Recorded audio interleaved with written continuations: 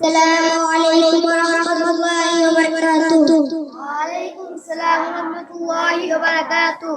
এক নম্বর হাদিস শরীফ قال النبي صلى الله عليه وسلم أخلص دينك يكفيك العمل القليل হাদিস শরীফের অর্থ হযরত নবী করিম সাল্লাল্লাহু আলাইহি ওয়াসাল্লাম বলেছেন তোমার ঈমানকে কাটি করো অল্প বলি নজরের জন্য যথেষ্ট হইবে। দুই নম্বর হাদিস শরীফ হয় মান তাআল্লামাল কুরআন ওয়া আল্লামা তোমাদের মধ্যে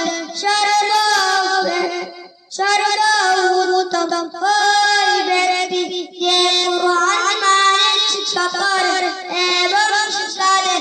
তিন নম্বর হাদিস শরীফ তালাবুল ইলমি ফারিদাতুন আলা কুল্লি মুসলিম দ্বীনে ইলম তলব করা প্রত্যেক মুসলমানের উপর ফরজ। চার নম্বর হাদিস শরীফ আত-তুহুরু শাতরুল ঈমান পবিত্রতা ঈমানের অঙ্গ।